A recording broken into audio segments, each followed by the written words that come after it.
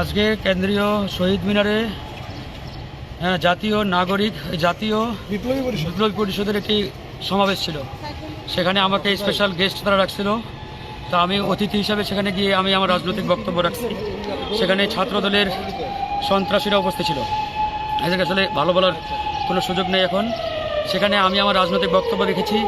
আমি বলেছি আমরা জুলাই আগস্টে বিপ্লব করেছি একটি বিপ্লবী সরকারের জন্য। আমরা কোনো অন্তর্বর্তীকালীন সরকার চাই নাই। আমরা হাসিনার সংবিধান ছুঁড়ে ফেলে দিয়ে আমরা একটা বিপ্লব করেছি এবং এই বিপ্লবী সরকার না হওয়ার পিছনে তারাই দায়ী যারা 5ই আগস্টে ওই ক্যান্টনমেন্টে বৈঠক করেছেন আর্মির প্রধানের সাথে। ওই দিনেই মূলত এই অন্তর্বর্তীকালীন সরকার গঠনের ফর্মুলাটি ওখান থেকে আসছে। তো আমরা তো এরকম অন্তর্বর্তীকালীন সরকার চাই নাই, আমরা একটি বিপ্লবী জাতীয় সরকার চেয়েছিলাম।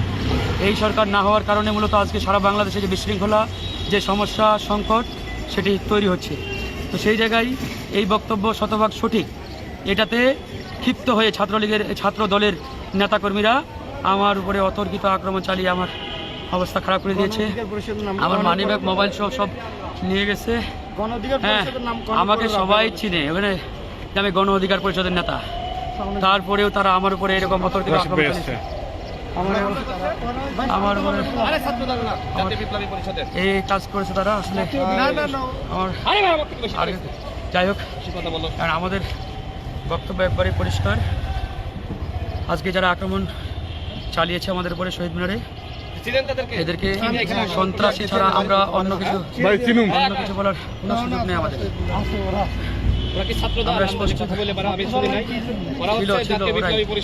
বিপ্লবী পরিষদের ব্যানারটা ওদের ব্যানারে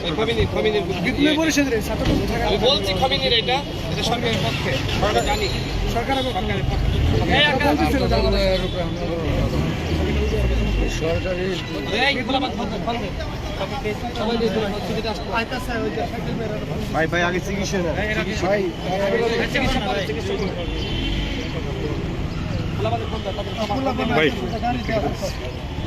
জাতীয় বিপ্লবী পরিষদের চিনছেন?